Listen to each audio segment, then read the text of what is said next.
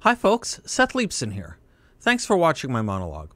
In these uncertain times, you may be thinking about personal protection. If you are, I urge you to visit my friends at Guns Etc. They'll help you find the perfect protection for yourself and your family, and they can even teach you how to use it.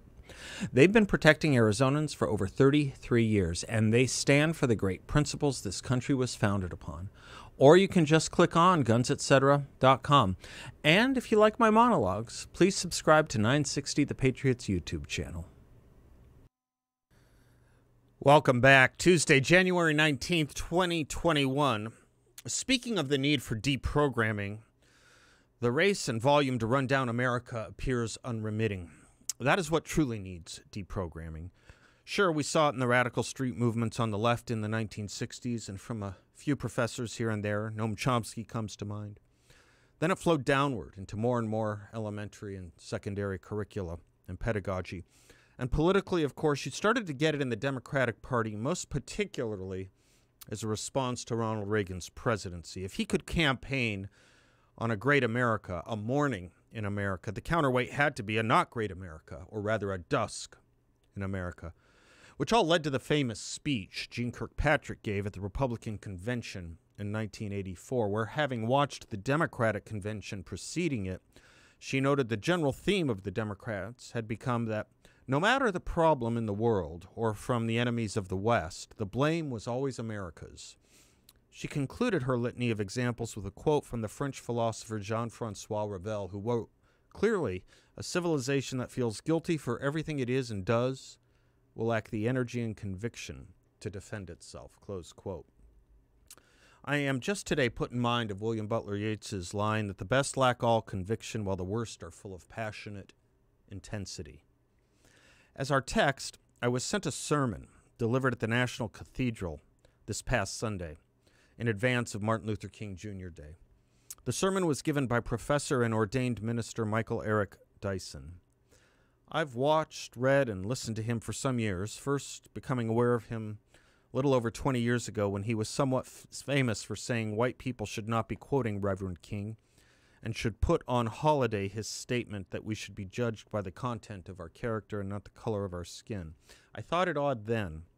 Why, after all, would one want to take the magic of a unifying theme in our country and make it divisive or unavailable or unusable, unteachable by an entire race of people, one you're especially trying to appeal to? Indeed, I think one of the most forgotten things and one of the most beautiful things about Reverend King's work was that it gave everyone something they could unify around, common humanity, based on the key themes of our country's founding, patriotism. That's precisely what the Michael Eric Dysons are out to destroy. In his sermon Sunday, he attempted to deliver what he thought St. Paul would say to a racist America. He then preached, quote, "In the wake of this carnage, many citizens claimed that what occurred at the Capitol is not America. The sad truth is that for many people, this is the only America they know. An America that spills blood in the name of misguided patriotism. An America willing to avert its eyes from truth in the glare of baseless conspiracy. An America that worships at the altar of the Second Amendment while making an idol of weapons and betraying the Second Commandment. An America that spews disgust at the dark foreigner and harbors hatred for the brown immigrant. An America that despises as enemies those who cry out that Black Lives Matter while waving the traitorous banner of Confederate bigotry. This is America and has been America since America became America. There is a greater danger you must boldly confront.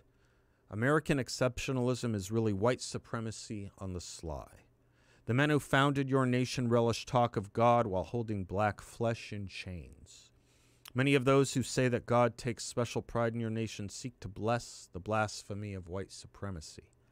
The American church has sinned by portraying truth as white, fact as white, reality as white, beauty as white, normal as white, moral as white, righteousness as white, theology as white, Christ as white, God as white, and America as white." Close quote. Where to begin? The first thing I noted was it seemed to be a bit of a plagiarizing from an essay in The Atlantic published just last week. Some of you may recall I quoted it. in one of my monologues from Professor Ibram Kendi of Boston University. Kendi wrote in The Atlantic last week, quote, "To say that the attack on the U.S. Capitol is not who we are is to say that this is not part of us, not part of our politics, not part of our history. And to say that this is not part of America, American politics, and American history is a bald-faced denial. But the denial is normal. In the aftermath of catastrophes, when have Americans commonly admitted who we are? The heartbeat of America is denial," close quote. That was Kendi. Sounds awfully close to what Dyson said as he preached, quote, "In the wake of this carnage, many citizens claimed that what occurred at the Capitol is not America. The sad truth is that, for many people, this is the only America they know," close quote. Plagiarism aside, this is the only America they know? 300 some odd wingnuts, including left-wingers, in a country of over 250 million adults, stormed the nation's capital. It is roundly denounced by all parties, and it, for many people, is the only America they know? How can a once-in-a-lifetime event committed by 1/10,000th of 1% of our adult population with a series of mixed motives be the only America people know? We are thus a country that spills blood in the name of misguided patriotism? What patriotism and spilling of blood is he talking about? If people engage in violence or vigilantism or anarchy or constitute a mob, by near definition, that is a breaking of the law, and not state-sanctioned violence, but violence against the state or country. And if you believe in or are loyal to the country, such actions are by definition the actions of outlaws attacking the country. And attacking the country is the near-perfect definition of the opposite of patriotism. It's not love of country, it's hatred of country. There is no patriotism in attacking your own country any more than it is patriotism in violently attacking its symbols of freedom, be it your Congress or your statues and monuments depicting and memorializing your country. Say statues of Abraham Lincoln or George Washington or Frederick Douglass or Ulysses Grant or Thomas Jefferson, among others. Hard, after all, to support the destruction of a statue of George Washington while saying you were offended that there were people who rioted in our capital that was named after him. No? Hard, too, it seems to me, is to condemn vigilantism at our capital when given the opportunity to denounce the destructions and vigilantisms against other property, the symbols of America from Columbus to Washington, you simply say people will do what people will do, as Nancy Pelosi said. But when Reverend Dyson says something really interesting and wrong, quote, "An America that spews disgust at the dark foreigner and harbors hatred for the brown immigrant, an America that despises as enemies those who cry out that Black Lives Matter while waving the traitorous banner of Confederate bigotry," close quote. This is a country that takes in nearly 1 million immigrants a year, foreigners, if you will.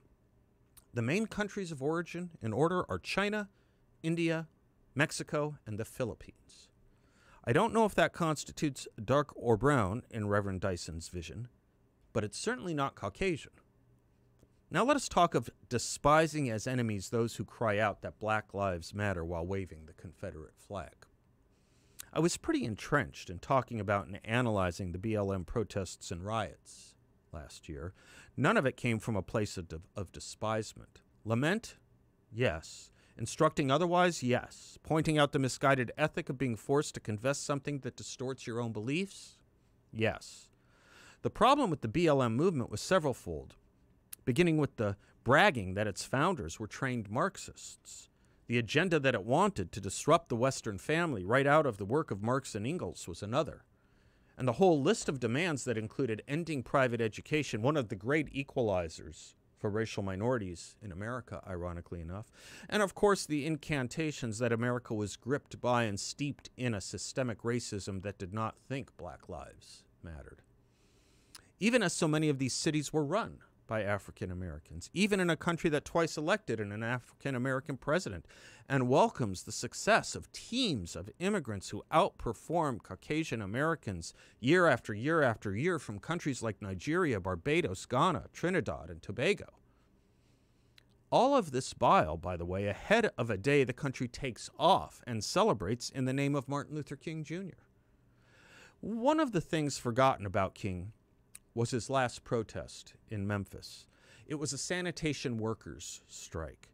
If you go online and look at the pictures of that strike, you saw man after man after man, black men, all of them, and their signs said something simply and beautifully. They said, "I am a man." There was an important meaning in that. The strikers did not hold signs saying they were men of a particular color, though they were all black. They held signs saying they were men, just men, to remind their community of the promise and truth of the Declaration of Independence, the promise King kept redounding to. We are men like all other men, that the magnificent Declaration of Independence spoke of. And yes, unlike Dyson or the 1619 Project or the BLM movement, King said, as Frederick Douglass before him said, our Declaration was a magnificent freedom document. For without it, what would civil rights workers refer to or look to in speaking on behalf of civil rights? Which is why there is an added irony and wrongness to what Reverend Dyson says about those who opposed Black Lives Matter, carrying, in his words, the traitorous banner of Confederate bigotry. You see, while this country, of course, had slavery, like almost every other, it was not the whole of the country. In fact, it was a minority of states and a minority of the population, where the majority of states and the majority of the population here fought the minority, singing lyrics such as he died to make men holy, we shall die to make men free. That was in something called the Battle Hymn of the Republic. For you see, there was something here called a confederacy, and its leaders said things like the Declaration of Independence promoted a self-evident lie. They said things like the black man has no rights that the white man was bound to respect. It was that side that revised and convoluted and misrepresented our founding. The other side, the side of Douglass and Lincoln and Grant, and later, of course, Martin Luther King, who spoke in front of the Lincoln Memorial, let me remind, it was that side that said our founding was meant to embrace freedom and equality and to put slavery on the road to extinction. So you see, when Michael Eric Dyson cites to an America of historical and systemic and foundational racism, he is siding with the view of America held by the Roger B. Taneys and Jefferson Davises and Alexander Stevens, a side I thought lost, a side I thought wrong, a side that thought the Declaration was wrong, a side 365,000 Americans died to defeat. To put a fine point on it, there was a side of America that thought we were founded on the basis of racial superiority and inferiority. It was called the Confederacy. As the vice president of the Confederacy, Alexander Stevens, once put it, quote, the assumption of the equality of races the founders held was an error. Our new government is founded upon the great truth that the Negro is not equal to the white man, that slavery subordination to the superior race is the natural and normal condition, close quote. When you argue the side of the Confederacy and take the historical and philosophical lessons of the Confederacy as your view of America, you are the one waving the banner of the Confederacy, not we who stand with Lincoln, we who stand with Grant, we who stand with Frederick Douglass, we who stand with Martin Luther King Jr. I can give you quote after quote from Lincoln, who opposed the reading of our founding the way the Confederacy and Dyson gave it, but here's a gem I haven't used in a while. Noticing the retraction from our founding, he said, our progress in degeneracy appears to me pretty rapid. As a nation, we began by declaring all men are created equal. We now practically read it, all men are created equal except Negroes. When the know-nothings get control, it will read all men are created equal except Negroes and foreigners and Catholics. When it comes to this, I should prefer emigrating to some country where they make no pretense of loving liberty, to Russia, for example, where despotism can be taken pure and without the base alloy of hypocrisy, close quote. The white supremacy Michael Eric Dyson says suffuses America is not only ahistorical, it is a suffusion that exists only to the extent he says it does, and that converts the losing side of the Civil War into the lost cause side, justifying the Confederacy. Finally, it is not we who think facts and truths are white, as he says. It is we who think facts and truth don't depend on color or personal pronouns or anything else. It is, if he wants to think facts and truth depend on color, he is, of course, free to say so, but let's not let him rewrite American history or the natural law to justify the philosophy of the Dred Scott decision and the Plessy versus Ferguson decision. For with his view of history in America, that is exactly the philosophy he embraces, the philosophy that color does determine rights, facts, and truth. Lincoln, Douglas, King, Grant, the whole lot of them, and the Union cause and civil rights cause thought right and fact made right and fact and truth. Not color, not might, not majorities, not personal pronouns. So it turns out, in the end, there is no greater philosophical defender of the Confederacy and its view of America than Michael Eric Dyson, after all. You can blame America First, I suppose. It's just that it is misleading, revisionist, and the wrong America. Shame and woe unto professors and men of the cloth who put stumbling blocks before the blind.